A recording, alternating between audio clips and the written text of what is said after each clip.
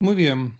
Entonces, habíamos terminado en discutir algunas cuestiones generales de Russell en relación al tiempo y a la eternidad, ese, ese tener un pie en cada lugar, ¿no? Eh, Ahora vamos a avanzar un poco cronológicamente en la vida de Russell y en el pensamiento de Russell en relación al tiempo, y nos vamos a meter en algo, una de las tantas contribuciones de Russell a la filosofía del conocimiento y en general a la filosofía este, que es su, su teoría de los particulares, que tiene algo de relación con algunas de las ideas del círculo de Viena y Carnap y demás. Pero bueno, no vamos a entrar en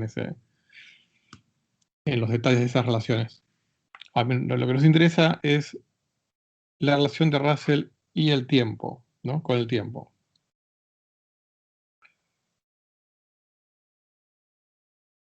Dentro del libro Lógica y Misticismo, hay un capítulo que se llama Los elementos constitutivos últimos de la materia, ¿no? Pero como todos los capítulos de ese libro, originalmente fueron artículos o, digamos, artículos de revistas o de publicaciones de congresos. En este caso, originalmente es una conferencia que dictó ante la Sociedad Filosófica de Manchester en 1915, que luego lo publicó en la revista The Monist. Bueno, ahí entonces Russell describe la teoría de los particulares, su teoría de los particulares. Entonces, antes de comentar algunos fragmentos de este capítulo en relación al tiempo, déjenme comentarles un poquitito de qué se trata esa teoría de los particulares de Russell. Esta teoría es un intento, digamos, de formular una teoría, eh, bueno, no por casualidad fue publicada en la revista The Monist, porque, digamos, Russell, todos sus intentos filosóficos, ya sean epistemológicos y metafísicos, siempre tuvieron características monistas, no dualistas.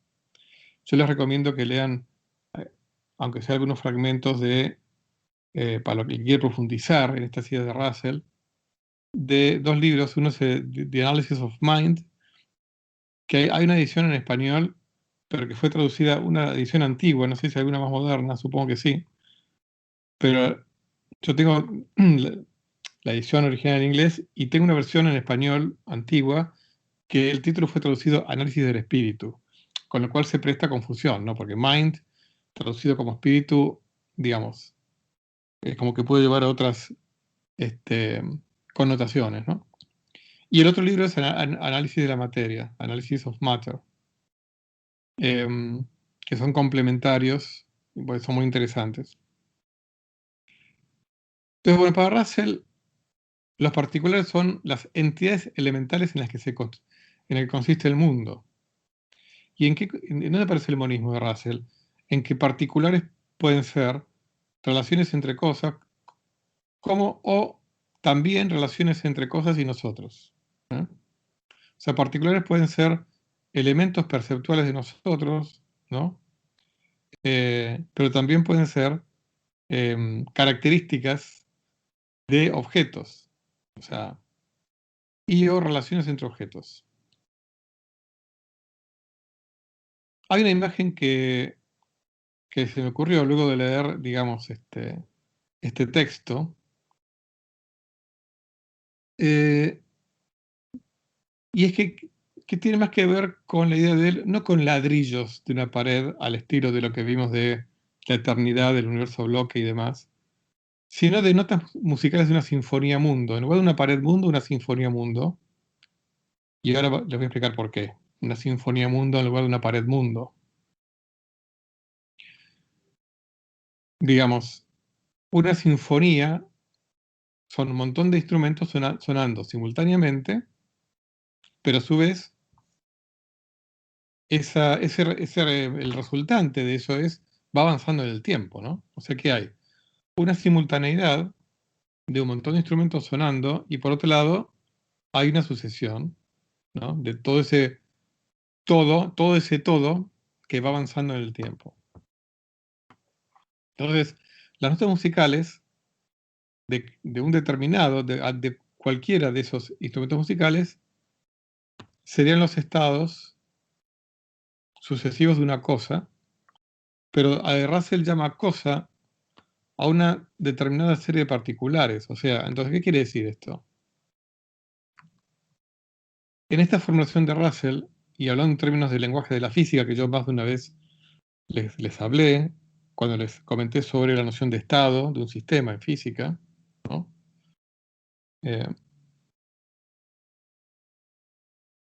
Entonces, de alguna manera, para Russell hay una identificación entre una sucesión de estados, ¿no?, de un sistema físico, cuerpo físico, y el cuerpo mismo. Entonces, y yo les comenté de un físico filósofo de la mecánica cuántica, Roland Omnes, que justamente tiene esa idea, ¿no? O sea, identificar el estado con el objeto mismo. Entonces, despojarnos de la dualidad sustancia-atributo, sino directamente definir a la cosa por sus atributos. Entonces, en términos físicos, definir a la cosa por su estado, ¿no? Con lo cual la cosa a lo largo del tiempo es directamente su historia, o sea, su sucesión de estados. En el caso de los particulares, serían la sucesión de los particulares lo que define completamente la cosa misma. ¿Mm? Esos particulares intuitivamente pueden ser colores, propiedades de, qué sé yo, temperatura, velocidad, distintos tipos de particulares que pueden tener características de cualidades intrínsecas o extrínsecas. Cualidades intrínsecas puede ser la frecuencia de la luz, cualidad extrínseca sería el color en que nosotros percibimos esa luz, que es una cualidad secundaria, y como nosotros percibimos eso. Entonces, como Russell es no dualista, todos esos ejemplos son ejemplos de particulares. Entonces puede haber particulares inherentes o particulares inherentes a la cosa misma o inherentes a nuestros sentidos o incluso a nuestra mente, de forma más abstracta. Por ejemplo, el espectro de luz del Sol, que indica, digamos, cómo se distribuye entre toda la gama de colores la intensidad de la luz del Sol, uno puede pensarlo como el particular de la luz del Sol, aunque en realidad sería un particular compuesto porque tiene todas las infinitas intensidades de todos los infinitos colores que tiene el Sol. Entonces es un particular del Sol. La temperatura de la corona solar en un dado instante es otro particular del Sol, pero el color amarillo que vemos es un particular nuestro. ¿Mm? Por supuesto que finalmente es curioso porque cuando uno va leyendo los libros de Russell, digamos, es un monismo que tiende al materialismo, pero no del todo. Es como un monismo que tiene algo de idealismo, o de mentalismo. O sea, es una teoría muy particular de Russell, pero bueno, no es este el lugar para discutirlo. Entonces, por supuesto, desde nuestra visión moderna, esos particulares de nuestra mente podríamos identificarlos con ciertos estados neuronales. Pero bueno, finalmente terminamos en los qualia, como dicen en inglés. Los qualia en inglés es una palabra es plural, ¿no?, que tiene que ver con las percepciones, es una palabra fenomenológica, ¿no? Las percepciones que experimentamos, ¿no es cierto?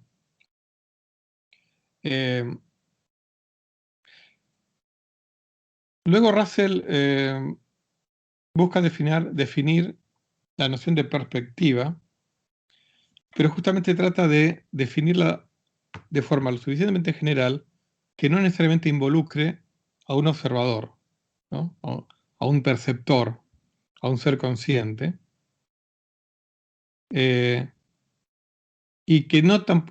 tampoco que involucre necesariamente a cierto tipo de sensaciones, ¿no?, como por ejemplo el uso del sonido.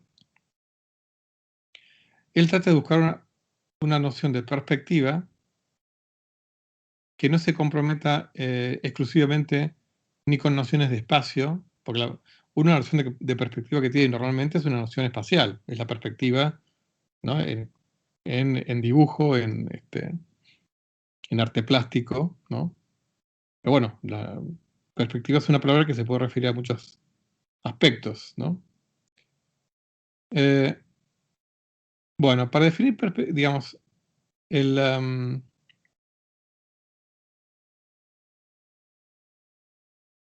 él está buscando un principio que le permita justamente establecer este tipo de definiciones generales, ¿no? Y, oh casualidad, ¿por qué hice esta larga introducción? ¿No? Porque ese principio para Russell involucra el tiempo. Entonces, escribe, ¿no? En este capítulo que les dije.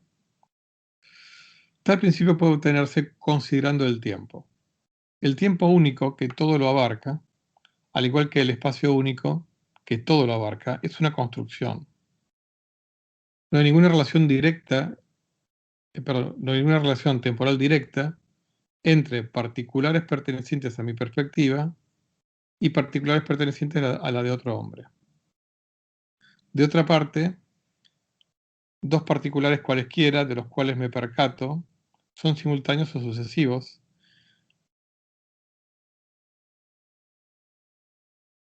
y su simultaneidad o sucesión es, a veces en sí misma, un dato para mí. Por lo tanto, podemos definir la perspectiva a que pertenece un particular dado como todos los particulares simultáneos al particular dado, entendiendo simultáneos en el sentido de relación simple directa, no en el de relación derivada construida de la física. Cabe observar que la introducción del tiempo local, sugerida por el principio de relatividad,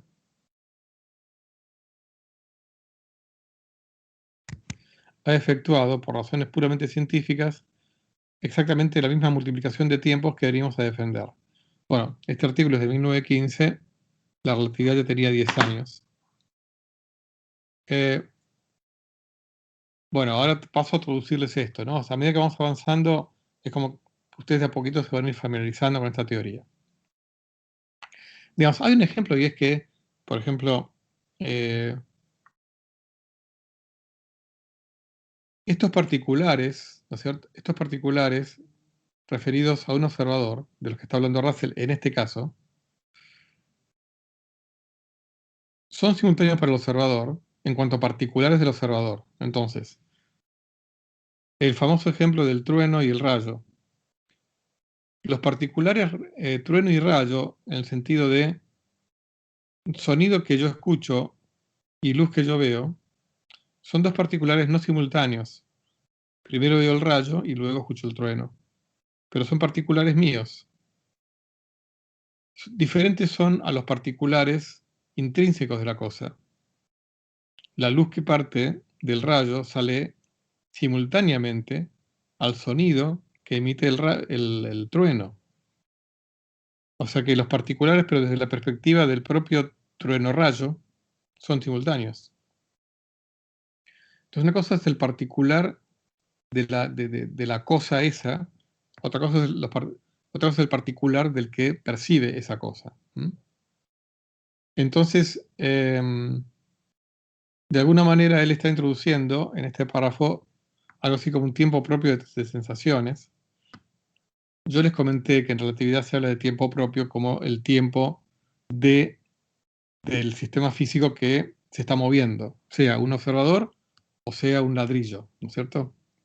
En relatividad existe el tiempo propio, que es el tiempo que le transcurre a ese objeto que se está moviendo.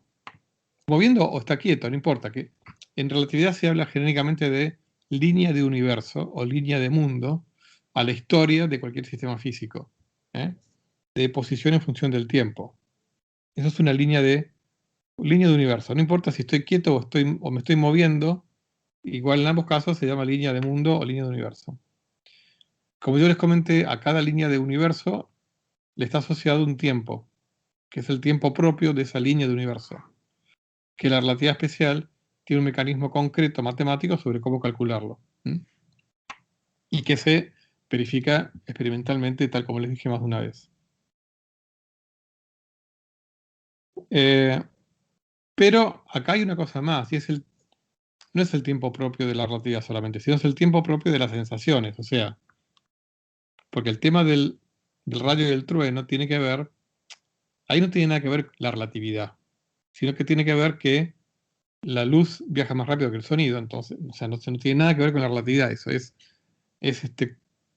em, cómo es mi sucesión de particulares, ¿eh? En cuanto a particulares que denotan percepciones, ¿no? Entonces, el tiempo propio de las sensaciones es lo que tienen en común, por definición, si quieren. Todas las sensaciones simultáneas, lo que tienen en común es ese tiempo, que es un tiempo propio de sensaciones. Cuando Russell habla de relación simple y directa, se está refiriendo a la simultaneidad, o sea, que ocurra al mismo tiempo, ya sea que ocurra o que se perciba al mismo tiempo, ¿no? Al fin y al cabo, la percepción también es un suceso, con lo cual ocurre. Las percepciones ocurren, así como los fenómenos físicos ocurren, me refiero a la emisión del trueno y el rayo ocurre, mi percepción de esos fenómenos ocurren también, ¿ok?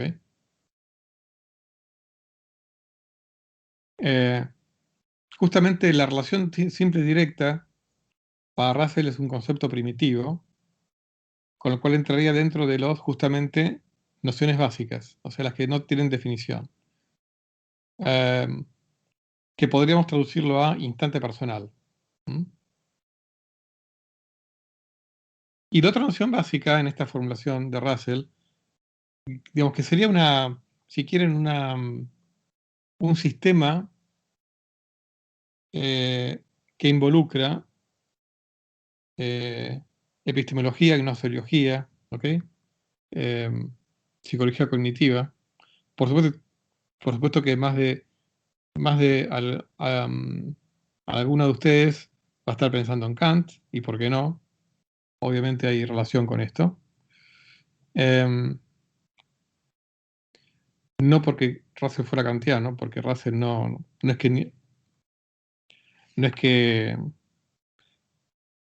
niegue que accedamos a la cosa en sí misma. La formación de Russell es diferente, ¿no? Entonces, para Russell, en esta formulación, la realidad tiene dos cambios básicos. Tiene dos elementos básicos, la noción fundamental de simultaneidad y la de cambio como sucesión, y con eso construimos nuestra percepción del mundo. Digamos, esta idea de los particulares va a volver sobre ella muchos años después en un libro de la década del 40 que se llama El conocimiento humano, que también es muy recomendable. Es una obra bastante larga, pero muy, muy interesante. Ya de una gran madurez de Russell, ¿no? En la década del 40 ya tenía más de 70 años. Bueno, y sigue, ¿no? La suma de todos los particulares que son directamente simultáneos o anteriores o posteriores a un particular dado puede definirse como la biografía a que pertenece ese particular. Obsérvese que exactamente del mismo modo que una perspectiva no necesita ser realmente percibida por nadie, tampoco una biografía necesita ser vivida por nadie. Las biografías no son vividas por nadie, perdón, las biografías que no son vividas por nadie se califican de oficiales. Bueno, esto es un poquito desconcertante, ¿por qué oficiales? Pero lo que sí, como les dije antes, esta formulación de Russell trasciende cuestiones subjetivas, incluye todo, justamente por esta perspectiva monista de Russell. ¿Okay? Estos particulares pueden ser, ya les digo, que involucren a sujetos perceptores o no. En el caso que no los involucren, acá Russell curiosamente lo llama biografías oficiales, ¿no? Podemos pensar como, por ejemplo, la evolución de la atmósfera de la Tierra sería o la historia de la atmósfera de la Tierra, el último día, sería una biografía oficial, porque no hace referencia a ningún observador consciente particular. Mientras que mi percepción del clima en el día de hoy, cuando vi salir el sol, o cuando lo veo esconderse, o la luna, sería una biografía que involucra la relación entre la atmósfera y yo, pero que sería un fragmento de mi biografía.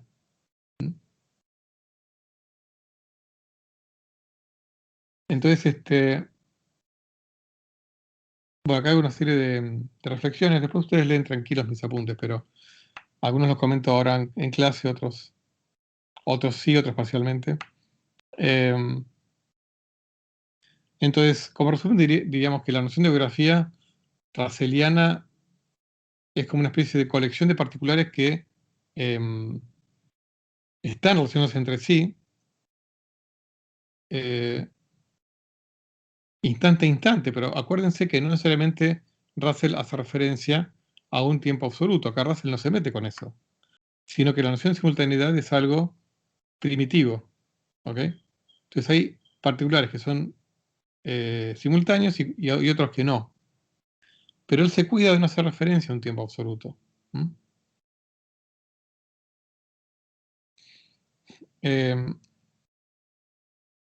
Por supuesto que para definir cómo podrían estar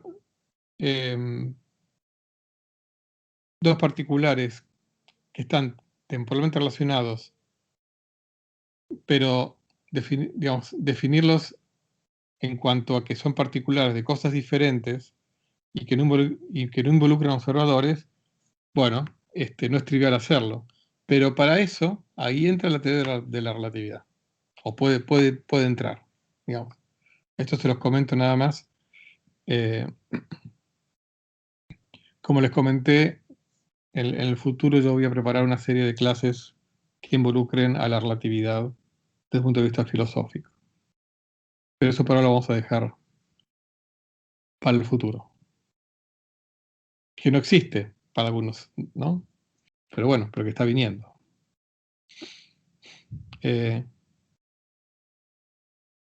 Por supuesto que uno podría especular sobre si yo agarro a dos seres percipientes, o sea, dos observadores, que están observando el mismo árbol, por decir algo, ¿no? ¿Cómo hacemos para definir la noción de simultaneidad entre esos actos de percibir? Bueno, en eso uno puede recurrir a la teoría de la relatividad. ¿Por qué, por qué la relatividad? Bueno, uno podría pensar, ¿Newton podría haberlo hecho? Sí. Lo que pasa es que para Newton no hay velocidad límite para que se transmita la información. O sea, uno de los cambios fundamentales con la teoría de la relatividad es que hay una velocidad límite que es la velocidad de la luz. Antes de Einstein, o sea, con Newton, o sea, no había velocidad límite, con lo cual hay una noción primitiva de simultaneidad. Si quieren, desde la perspectiva russelliana, antes de la relatividad, habría también una relación primitiva de simultaneidad entre particulares de diferentes objetos, la habría. Con relatividad, esa noción ya no puede ser primitiva, porque hay que definir cómo se comunican esos objetos. Y como lo más rápido que se pueden comunicar es con la luz, entonces la noción de simultaneidad pasa a ser dependiente de la velocidad de la luz y de la distancia a la cual están esos objetos. Si no hubiera velocidad límite, uno podría definir primitivamente la noción de simultaneidad entre particulares de diferentes objetos o de diferentes observadores. Al haber una velocidad límite, eso complica las cosas.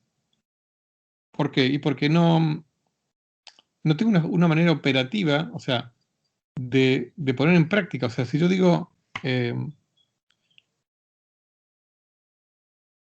yo estoy ahora desayunando al mismo tiempo en que un habitante de la galaxia de Andrómeda está cenando. Al haber una velocidad límite, ¿cómo yo compruebo operativamente que realmente lo estamos haciendo al mismo tiempo? Pues no es trivial eso. O sea, por ahora déjenme comentarles eso, no es trivial.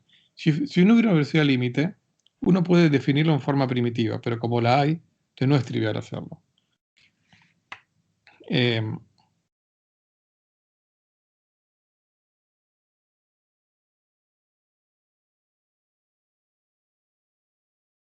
Así que bueno, eso se los dejo, digamos, como comentario.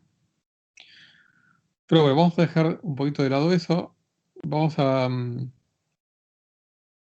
déjenme comentarles algunas cositas, volviendo como estamos haciendo, yendo y viniendo del mundo intelectual de Russell en relación al tiempo y su vida. Déjenme contarles que en 1903 publica un libro muy importante, The Principles of Mathematics, Los Principios de las Matemáticas, que es un libro sobre matemáticas, sobre lógica y también en gran parte sobre filosofía. ¿Mm? O sea, es un libro muy profundo, una obra muy, muy grande. Él acá tenía 30 años, todavía tenía mucho por hacer. Y como les comenté en la clase pasada, él había recibido un profundo impacto al conocer a Peano, el padre de la aritmética axiomatizada. Y este libro, bueno, él mismo lo comenta, fue inspirado en la obra de Peano. En 1908 es elegido miembro, digamos, de la Royal Society, y entre 1910 y 1913 escribe, junto con Alfred North Whitehead, su obra más monumental, aunque no por eso la más, si quieren, mucho menos la más popular, pero tampoco la más trascendente a nivel filosófico, pero sí la más monumental, Los Principia Mathematica. Entre esos años son los años de publicación, pero son el resultado de alrededor de 10 años en donde Russell y Whitehead intentaron construir toda la matemática a partir de la lógica. O sea, todo lo derivan a partir de la lógica. O sea, cosa que no es trivial. O sea, el libro es extremadamente abstracto. Piensen que para definir el número 1 o la operación suma tienen que recurrir a operaciones lógicas. Eh, Cuando publica esta obra, es como que se hace un clic en la vida de Russell. Bueno, yo les comenté en la clase pasada la infancia que había tenido, ese flash que tiene, místico casi, cuando la esposa de Whitehead sufre un ataque al corazón. Eh, y en la autobiografía, que yo nuevamente se las recomiendo fuertemente leer, son 3 volúmenes. Acá quise compartir con ustedes otro fragmento del volumen 1, donde comenta, ¿no? La tensión de la desdicha, combinada con una labor intelectual muy severa, en los años que van de 1902 a 1910, fue muy grande. Me preguntaba, a la sazón, si llegaría alguna vez al otro extremo del túnel en que parecía hallarme. Claro, porque en 1910, cuando empiezan a publicar los 3 volúmenes, este, es cuando termina toda la obra, ¿no? Solía observar desde la pasarela de Kennington, cerca de Oxford, el paso de los trenes y decidía que al día siguiente me pondría debajo de uno de ellos. Pero cuando llegaba el día siguiente, siempre alentaba la esperanza de que quizá los principios de matemática serían terminados algún día. Bueno, por suerte los terminó, ¿no?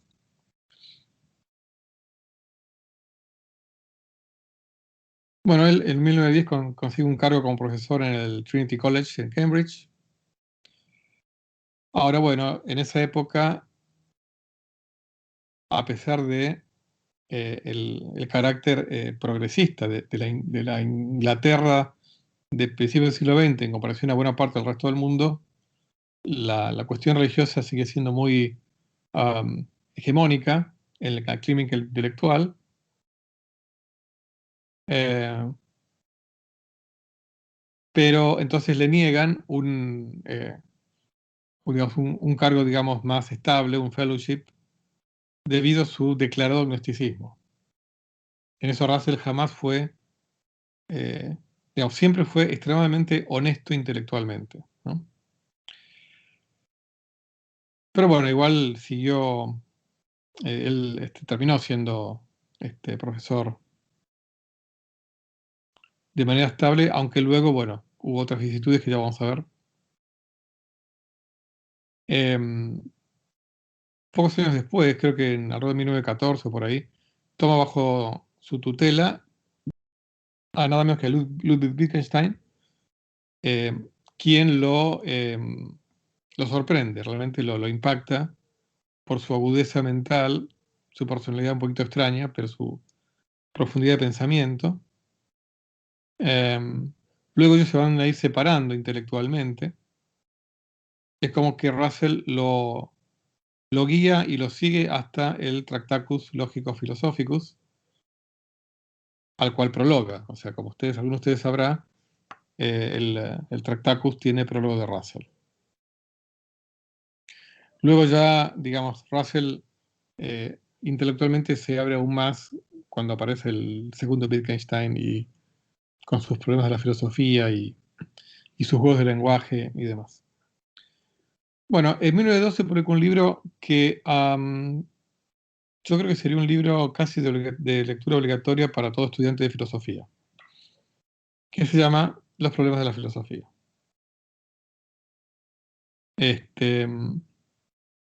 Cada capítulo tiene pocas páginas y trata sobre distintos problemas fundamentales de la filosofía, ¿no? Problemas epistemológicos, ontológicos, etcétera, ¿no?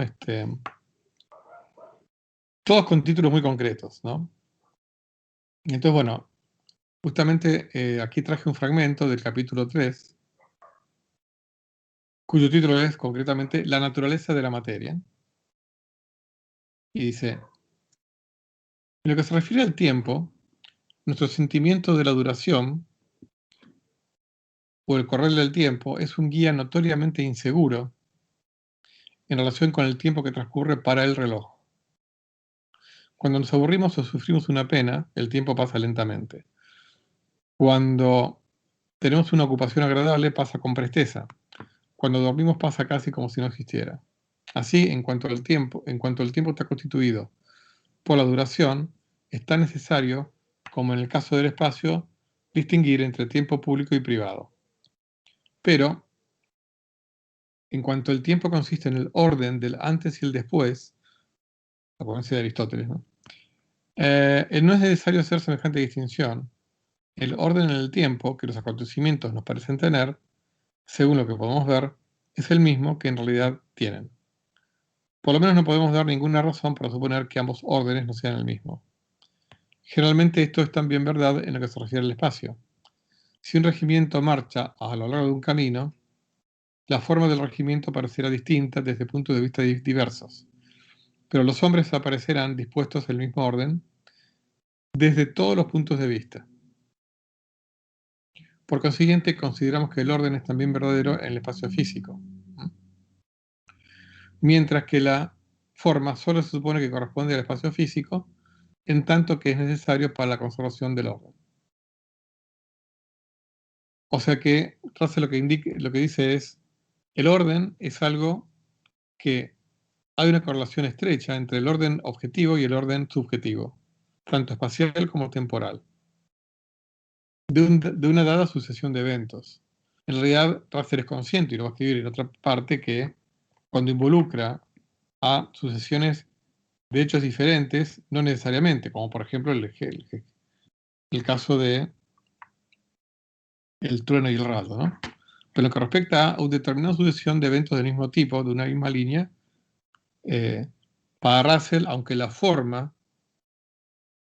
y la duración sea relativa, el orden, tanto espacial como temporal, no lo es.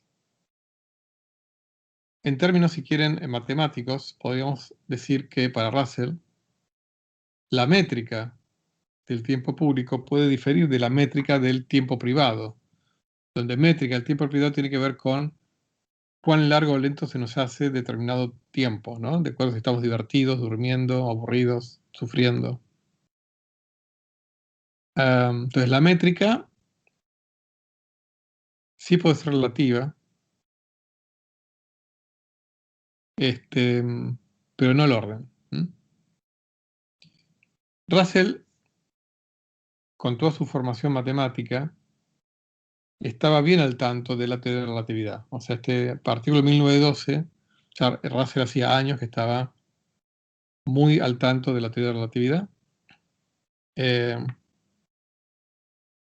con lo cual él era consciente de la noción de tiempo en el sentido relativista e incluso el tiempo intersubjetivo. O sea, si hay con el ejemplo de que Russell alude más de una vez, el reloj de la Plaza del Pueblo, que por más que no coincida, digamos, en cuanto a cuánto mide de lapso, de un dado lapso, no coincide con lo que el tiempo, la duración subjetiva de cada observador, pero todos van a coincidir en que están viendo el mismo reloj y que están marcando la misma hora, ¿no?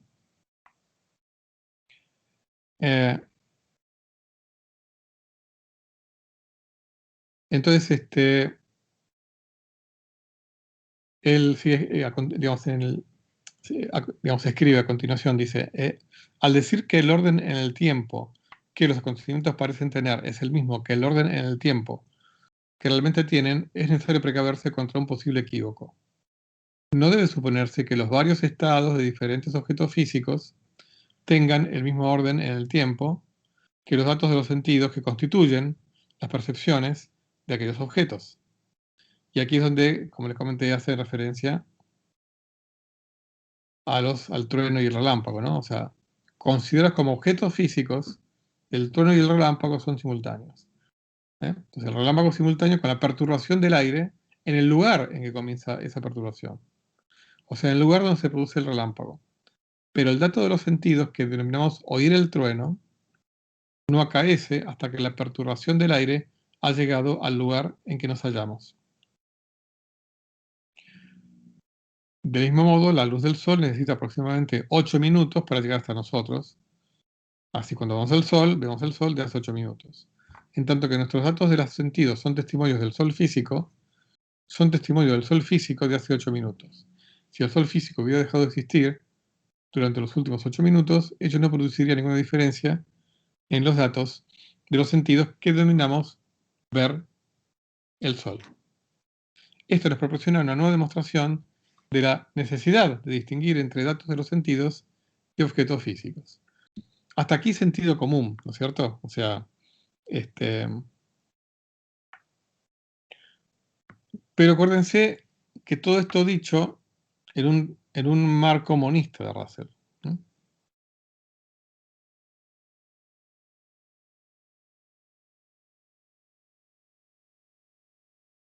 Ahora vamos a saltar al capítulo 6, siempre en los problemas de la filosofía, donde escribe, por supuesto que siempre yo traigo fragmentos que tienen que ver con el tiempo. Se ha arguido que tenemos razón para esperar que el futuro se parecerá al pasado. O sea, acá ya está hablando el Russell digamos, no inductivista, pero digamos, analizando el problema de la inducción. El futuro se parece al pasado porque lo que era el futuro se ha convertido constantemente en el pasado y se ha parecido siempre al pasado, de tal modo que en realidad tenemos la experiencia del futuro, es decir, del tiempo que era anteriormente el futuro y que podemos denominar futuro pasado. Pero este argumento encierra realmente una petición de principio. Tenemos la experiencia de futuros pasados, pero no de futuros futuros. Y el problema es este, ¿los futuros futuros se asemejarán a los futuros pasados? O sea, nosotros tenemos experiencia de futuros pasados por nuestro recuerdo. Recordamos cosas que pertenecían al futuro y que ahora son del pasado. Pero la verdad es que no sabemos, no conocemos cómo van a ser ni los futuros ni los futuros futuros. Entonces, no se puede responder a esta pregunta con argumentos que se apoyen solo en los futuros pasados. Por tanto, nos es preciso buscar algún principio que nos permita saber que el futuro seguirá las mismas leyes que el pasado. Acá es con una especie de metalenguaje. Yo sé que lo que antes era futuro pasó a ser pasado y se pareció a lo que era antes, a lo que ya desde antes era pasado. Pero digamos, em, la percepción que yo voy a tener del futuro en el año 2030 va a ser la misma que la que yo tengo ahora del año 2030? O sea, mi percepción de cómo va a ser el 2040, cuando esté en el 2030, ¿va a ser la misma de cómo yo percibo que va a ser el 2030 ahora? ¿No? O sea, ¿cuáles son los límites de la inducción? Bueno, él lo que dice es que, bueno, o sea, él justifica por forma práctica que el hombre haya siempre buscado algún tipo de principio inductivista, ¿no? Por más que lógicamente no esté sólidamente fundado. Y en eso Russell se anticipó a Popper en cuanto a que él era consciente de que la inducción no puede ser lógicamente fundamentada de manera estricta, ¿no? Con 100% de certeza.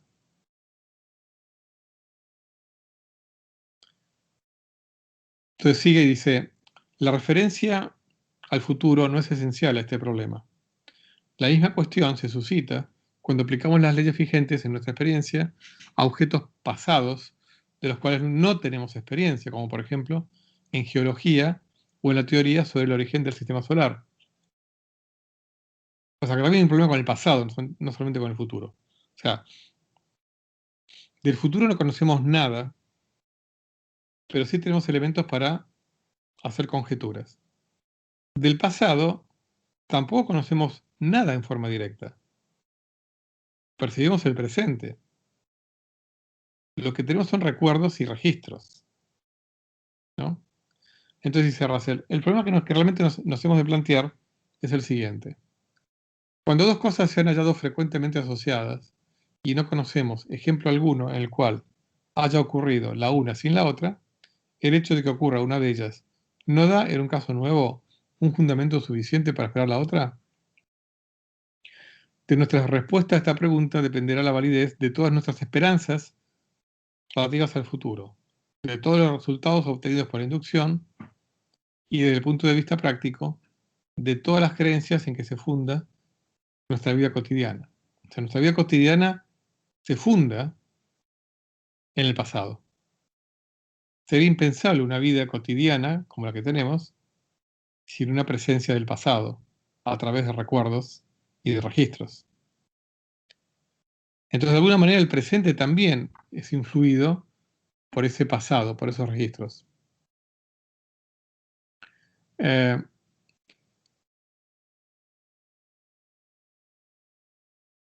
Acá déjenme corregir acá.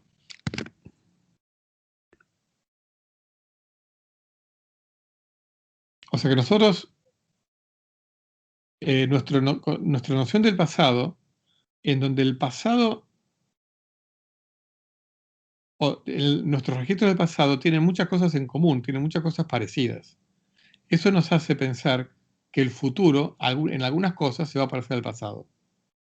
Si el pasado fuera caótico, no tendríamos ni siquiera ningún elemento para pensar que el futuro va a tener nada en común con el pasado.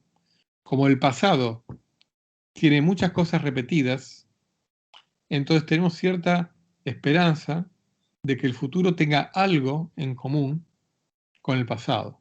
Eso es un poco lo que nos está diciendo Russell, ¿no? Capítulo 9, siempre de los problemas de la filosofía, titulado El mundo de los universales. Nos interesa ver cómo relaciona los universales con el tiempo. Él escribe, hallaremos oportuno hablar solo de cosas existentes cuando están en el tiempo, es decir, cuando podemos indicar algún tiempo en el cual existen, sin excluir la posibilidad de que existan en todo tiempo. Así, existen pensamientos y sentimientos, objetos espirituales y físicos.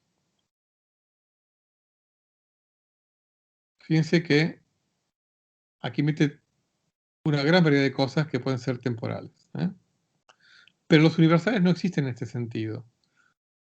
Diremos que subsisten o que tienen una esencia, donde esencia se opone a existencia como algo intemporal. Por consiguiente, el mundo de los universales puede ser definido como el mundo de la esencia. El mundo de la esencia es inalterable, rígido, exacto, delicioso para el matemático, el lógico, el constructor de sistemas metafísicos y todos los que aman la perfección más que la vida. El mundo de la existencia es fugaz. vago, sin límites precisos, sin un plan o una ordenación clara, pero contiene todos los pensamientos y los sentimientos, todos los datos de los sentidos y todos los objetos físicos, todo lo que puede hacer un bien o un mal, todo lo que representa una diferencia para el valor de la vida y del mundo. Yo esto lo destaco porque Russell, como ven, en muchos libros aparece el Russell lógico y vital. Entonces, y aquí él pone una diferencia, ¿no? O sea, lo temporal no existe, lo temporal es. Ok, entonces lo temporal no tiene existencia, tiene esencia, está fuera del tiempo. Pero vuelvo a decir, y en este caso en el contexto de este libro, Los problemas de la filosofía, en el capítulo El mundo de los universales, no deja de recordarnos que el mundo de la existencia fugaz, vago, pero representa una diferencia para el valor de la vida y del mundo. O sea, es como que él, evidentemente, lo tiene muy presente siempre esto, ¿no? O sea, de aún en los momentos más abstractos de su pensamiento aparece esto, ¿no? O sea,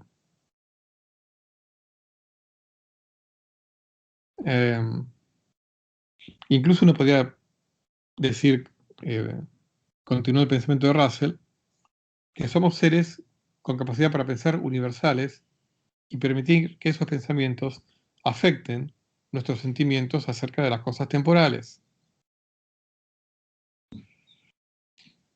Como en algún otro programa hemos mencionado, somos seres temporales con ocasionales aspiraciones de eternidad, ¿no? El capítulo 10, ¿no?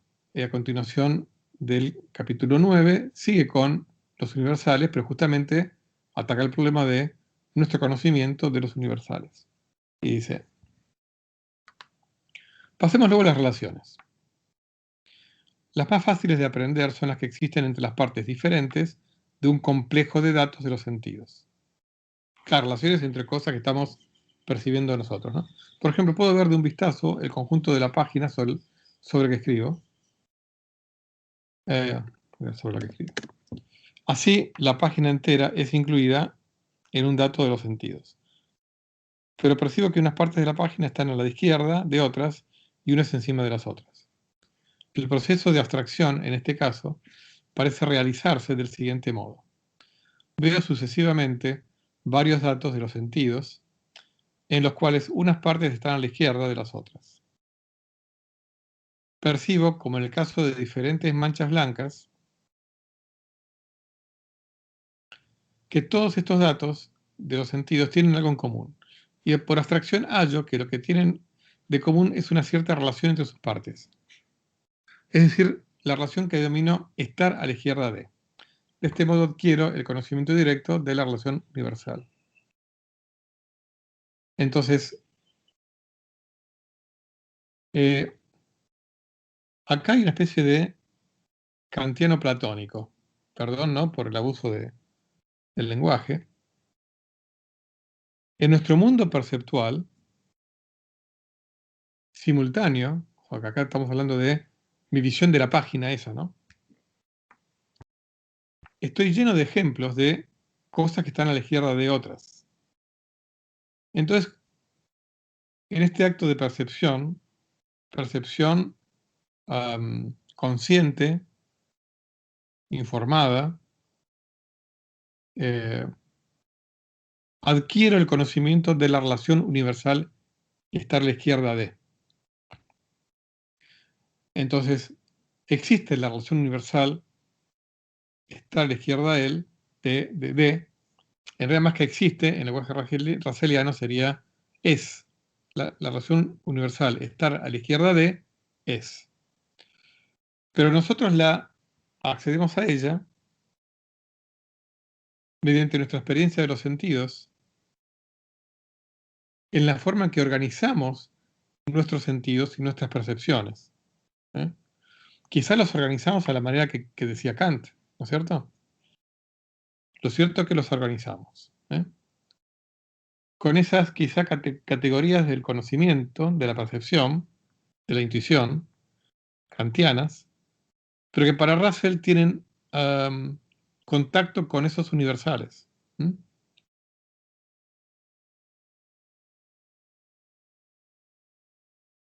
Por supuesto que después digamos, aparecen universales más abstractos, ¿no? Que ya no están en forma directa ligados a nuestras percepciones, pero bueno, eso es otra cuestión. Sigue, ¿no? Del mismo modo, llego a darme cuenta de la relación de antes y después, en el tiempo. Supongamos que he oído el tañido de unas campanas. Cuando suena la última campanada, puedo retener en mi espíritu el conjunto de los sonidos y percibir que las primeras campanadas han precedido a las demás. En la memoria, me doy cuenta también de que lo que recuerdo ha precedido al tiempo presente. De cualquiera de estas fuentes puedo abstraer la relación universal de antes y después, exactamente como he abstraído la relación universal estar a la izquierda de. Así, de las relaciones de tiempo como de las de espacio, podemos tener un conocimiento directo. Acá sí, si quieren, puede haber una potencial contradicción o tensión en lo que está diciendo Russell, porque en el mundo de los universales las relaciones son, no existen, y por lo tanto, hablar de una relación de antes y después que involucra el tiempo, bueno, digamos, puede ser de cuidado, salvo que, como Russell creyó, al menos parte de su vida, quizá la filosofía más acertada del tiempo sea una en la cual el tiempo no existe, sino que solamente están los estados, ¿no? De todas maneras, en ese sentido, nunca Russell fue categórico al respecto, pero digamos, em, si el tiempo no existe, entonces sí, uno puede hablar de relaciones temporales universales, en el sentido de que hay algún otro criterio, no netamente temporal, que me hace que un estado sea anterior al otro, en ese universo bloque, por ejemplo, ¿no? Pero bueno, no lo podemos asegurar que esté en la cabeza de Russell. Acá un poco comento lo que acabo de decir, pero es interesante también como en este párrafo aparece nos recuerda ese fragmento de Aristóteles, ¿no? Del número en relación antes y el después, y cómo uno necesita de la memoria para tener esa noción de antes y después. Sin memoria no tendríamos acceso cognitivo a la relación de antes y después. No tendremos recuerdo, con lo cual cada tañido de campana es ese tañido y nada más. No está relacionado con nada más si no tenemos memoria. Con lo cual no tiene sentido la idea de pares de tañidos uno anterior al otro. Requerimos de la memoria y es lo que nos está diciendo Russell. Bueno, no es poco mencionar, como ven, el tiempo aparece también en Russell, o sea, en el libro Los problemas de la filosofía, el tiempo aparece en varios capítulos, ¿ok? Por eso es que eh, siempre fue tentador para mí elegir el tiempo como un tema de seminario filosófico, porque realmente uno tiene mucho material. Y por supuesto no podía dejar de aparecer en este capítulo número 14, titulado Los límites del conocimiento filosófico. Escribe Russell: la mayoría de las grandes tentativas ambiciosas de los metafísicos han procedido tratando de probar que tales o cuales rasgos aparentes del mundo actual son contradictorios en sí y por consiguiente no pueden ser reales. No obstante, la tendencia del pensamiento moderno en su totalidad se orienta cada vez más en la dirección de mostrar que las supuestas contradicciones son ilusorias y que muy poco puede probarse a priori mediante consideraciones sobre lo que debe ser. El espacio y el tiempo nos proporcionan una buena explicación de ello. El espacio y el tiempo parecen ser infinitos en extensión e infinitamente divisibles. Si nos trasladamos a lo largo de una línea recta en una dirección cualquiera, es difícil creer que lleguemos a alcanzar un punto final más allá del cual no haya nada, ni aún el espacio vacío. Del mismo modo, si nos transportamos imaginariamente en una u otra dirección del tiempo, es difícil creer que alcanzaremos un tiempo primero o último, más allá del cual no haya ni tan siquiera un tiempo vacío. Así el espacio y el tiempo parecen infinitos en extensión, ¿no? Bueno, ahora vamos a seguir porque sigue, ¿no? No es que para acá. Parecería como parte de las respectivas antinomias de Kant, ¿no? De la mitad, digamos. Pero acuérdense que este libro es de 1912, faltaban 3 años para que Einstein publicara su teoría general de la relatividad, en el cual un espacio-tiempo o la historia completa del universo puede ser finitos. Hay formas matemáticas de formularlo.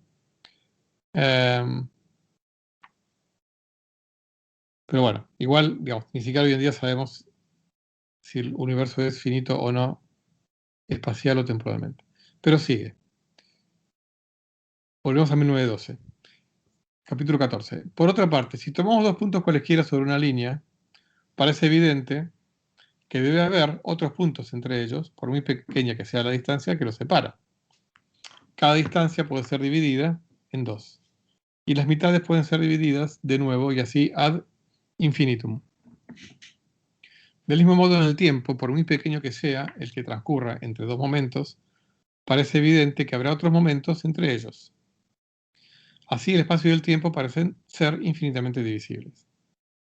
Pero contra estos hechos aparentes, la extensión infinita y la infinita divisibilidad, algunos filósofos han propuesto argumentos que tienden a demostrar que no es posible la existencia de conjuntos infinitos de cosas y que por consiguiente el número de puntos del espacio o de instantes en el tiempo debe ser finito. Así surge una contradicción entre por un lado, la naturaleza aparente del espacio y del tiempo y la supuesta imposibilidad de conjuntos infinitos. Acá volvemos al problema de Aristóteles, ¿no? O sea, a la supuesta imposibilidad de conjuntos infinitos de hecho. ¿Okay? Bueno, continúa. Kant, que fue el primero en insistir sobre esta contradicción, dedujo de ella la imposibilidad del espacio y el tiempo y los declaró puramente subjetivos. Y luego muchos filósofos han creído que el espacio y el tiempo son meras apariencias, que no pertenecen al mundo de lo que realmente es. Sin embargo, hoy, gracias a los trabajos de los matemáticos, especialmente de Jorge Cantor, esta es una edición de la cual yo extraje la traducción en la época en que ciertas ediciones españolas traducían absolutamente todo. Hoy en día uno diría Georg Cantor, pero bueno. Se ha puesto de relieve que la imposibilidad de los conjuntos infinitos era un error. No son en efecto contradictorios entre sí, sino solo contradictorios con ciertos prejuicios mentales muy obstinados. Así, las razones para considerar el espacio y el tiempo como irreales han perdido su eficacia y se ha secado una de las grandes fuentes de las construcciones metafísicas. Bueno, acá hay un ataque indirecto, ¿no? A ciertas conclusiones kantianas, en el sentido que no hay que tenerle miedo a los conjuntos infinitos de hecho, dice Russell, gracias a la tarea de Cantor y de los que vinieron después, ¿no? Por lo menos los matemáticos han descubierto formas de tratar a los conjuntos infinitos y de compararlos. Justamente lo que hizo Cantor fue incluso, digamos, al definir una forma de compararlos, pudo catalogarlos. Entonces, por supuesto que hay cosas antiintuitivas. Por ejemplo, Cantor no va a tener ningún problema en decir que el conjunto de los números pares es tan grande como el conjunto de los números, al igual que el conjunto de los números impares. Por supuesto que habrá quienes no acepten esta conclusión y creen que hay una contradicción. ¿Cómo puede ser que dos subconjuntos sean tan grandes como el conjunto de los... O sea, sería, el ejemplo que acabo de decir es dos subconjuntos disjuntos de un dado conjunto son tan grandes como el conjunto del cual son parte, ¿no? Porque la intersección entre los conjuntos de los números pares y el conjunto de los números impares es nula, ¿no es cierto? No hay ningún punto, no hay ningún número en común. Ambos son subconjuntos del conjunto de los números naturales, ¿no? 1, 2, 3, 4. Sin embargo, cada uno de ellos es tan grande como el conjunto completo. Cantor lo demostró. ¿Cómo? La forma de demostrarlo es encontrar una función biyectiva entre ambos conjuntos. O sea, ¿qué significa biyectiva? Que a cada elemento de partida hay uno y solo un elemento de llegada. Eso significa una función biyectiva, ¿no? Y él lo demostró. Para cada número natural hay un número par al cual le corresponde. Al número 1 le corresponde el número 2, al número 2 el 4, al número 3 el 6, al número 4 el 8, al número 20 el 40. O sea, para cada número hay un número par al cual uno le puede asignar. Y eso es una y solo una. Y como los números no terminan, para cualquier número que yo elija siempre va a haber un número par asociado, que es el doble de ese. Entonces, digamos, con ese criterio, que se llama la cardinalidad, a diferencia de es la cantidad. Cardinal viene de cantidad, ¿no? Eh, por supuesto que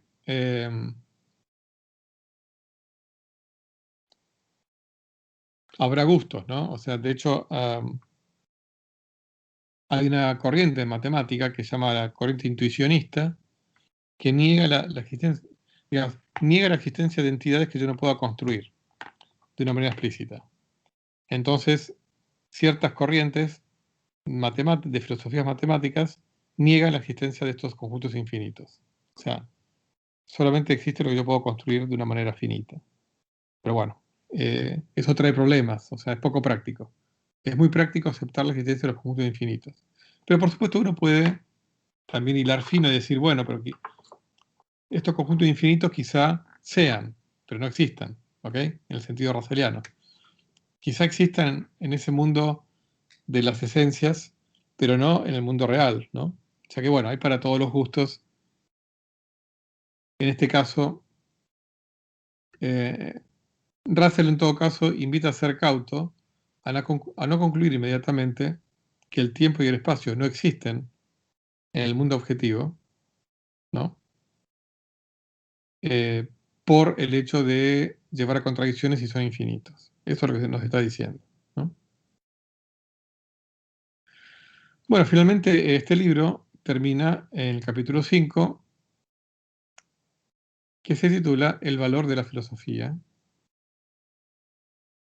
en donde también aparece el tiempo. Eh,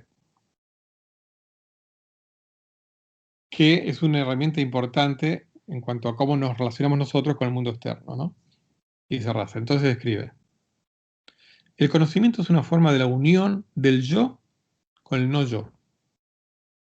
Como toda unión, el espíritu de dominación la altera. Y por consiguiente, toda tentativa de forzar el universo a conformarse con lo que hallamos en nosotros mismos. Es una tendencia filosófica muy extendida la de considerar al hombre como la medida de todas las cosas, la verdad hecha para el hombre, el espacio y el tiempo, y los universales como propiedades del espíritu, y que si hay algo que no ha sido creado por el espíritu es algo incognoscible y que no cuenta para nosotros. Esta opinión, si son correctas nuestras anteriores discusiones, es falsa. O sea, si todo se remite al hombre, es falsa. Pero además de ser falsa, tiene por efecto privar a la contemplación filosófica de todo lo que le da valor, puesto que encadena la contemplación al yo. Lo que denomina conocimiento no es una unión con el yo, sino una serie de prejuicios, hábitos y deseos que tejen un velo impenetrable entre nosotros y el mundo exterior. El hombre que haya complacencia en esta teoría del conocimiento es como el que no abandona su círculo doméstico por temor a que su palabra no sea ley. O sea, lo que Russell dice es, nos invita a aceptar el mundo exterior, a no referir todo a nosotros y a contemplarlo, obviamente desde nuestro yo, pero contemplarlo con un sentimiento de humildad en cuanto que existe el mundo exterior y que por lo tanto no podemos modificarlo a nuestro gusto y piacere, ¿no? O sea, fíjense cómo yo incluso hasta diría que este libro hasta habría que al menos recomendarlo como lectura hasta en un curso de ingreso a filosofía, ni hablar en primer año. O sea, eh, no quedarnos en una posición en donde eh, de lo único que estamos seguros de nosotros mismos, de que no podemos acceder al mundo, y por lo tanto, de alguna manera, como todo es una medida de nosotros mismos, podemos disponer de él como querramos y cambiarlo como querramos. Creer en el mundo exterior y creer en nuestra capacidad para contemplarlo también es una invitación a respetarlo. Como dice hay un dicho en el contexto ecológico, ¿no? Em, que nunca me lo acuerdo exactamente, pero tiene que ver con que no se puede respetar lo que no se conoce y tampoco amarlo, básicamente. O sea, em, entonces lo que dice Russell es que básicamente la filosofía debe liberarse de toda ocasión de negar la independencia del universo con respecto a nosotros. O sea, no podemos negar que el universo es independiente de nosotros, lo cual no significa que no podamos eh, participar activamente, ¿no? Pero que tiene una existencia eh, no sujeta a nuestros caprichos, ¿no? Entonces, yo creo que esta frase a continuación este, también es una importancia enorme. Dice, la verdadera contemplación filosófica, por el contrario, halla su satisfacción en toda ampliación del no yo, en todo lo que magnifica el objeto contemplado y con ello el sujeto que lo contempla. En la contemplación, todo lo personal o privado, todo lo que depende del hábito, del interés propio o del deseo perturba el objeto y por consiguiente la unión que busca el intelecto. O sea, el interés propio, por ejemplo, perturba la unión que busca el intelecto. Al construir una barrera entre el sujeto y el objeto, estas cosas personales y privadas llegan a ser una prisión para el intelecto. El espíritu libre verá, como Dios lo pudiera ver, sin aquí ni ahora, sin esperanza ni temor. Ojo, no es que Dios creyera en Dios, como ustedes bien saben. Sin aquí ni ahora, sin esperanza ni temor, fuera de las redes de las creencias habituales y de los prejuicios tradicionales, serena, desapasionadamente y sin otro deseo que el del conocimiento, casi un conocimiento impersonal, tan puramente contemplativo como sea posible alcanzarlo para el hombre. Por esta razón también, el intelecto libre apreciará más el conocimiento abstracto y universal, en el cual no entran los accidentes de la historia particular, que el conocimiento aportado por los sentidos, y dependiente, como es forzoso, en estos conocimientos, del punto de vista exclusivo y personal, y de un cuerpo cuyos órganos de los sentidos de forma más que revelan. Acá hay algo de platónico, ¿no? En Russell, pero acuérdense que Russell nunca deja de tener esa pata, digamos, en el mundo de la vida, ¿no? Entonces, eh, despojarnos de nuestros prejuicios, contemplar al universo de la manera menos prejuiciosa posible, de alguna manera también nos invita a encontrar los universales que hay de alguna manera reflejados en, en el universo, ¿no? Entonces, de alguna manera, como acá escribí, digamos, Russell nos invita a estar un poco entre nuestra finitud y la raíz cuadrada de 2, que es un número irracional con infinitos decimales, nuestra fragilidad y el número pi, que también tiene infinitos decimales, ¿no? Los sentimientos de amor por el otro y de asombro por la belleza, de solidaridad con el prójimo y de anhelo por conocer las leyes de la naturaleza. En algún reportaje que le hicieron ya bastante viejito y cuyo video hay un fragmento que está en YouTube, le preguntaron cuál sería el mensaje moral que le quisiera dejar a la humanidad y él dijo, yo lo podría resumir en la siguiente frase: el amor es sabio y el odio es tonto. Esto está, acá les puse el link de YouTube, un reportaje, un John Freeman, un periodista famoso en la década del 50, 60, un programa que se llamaba Face to Face, cara a cara.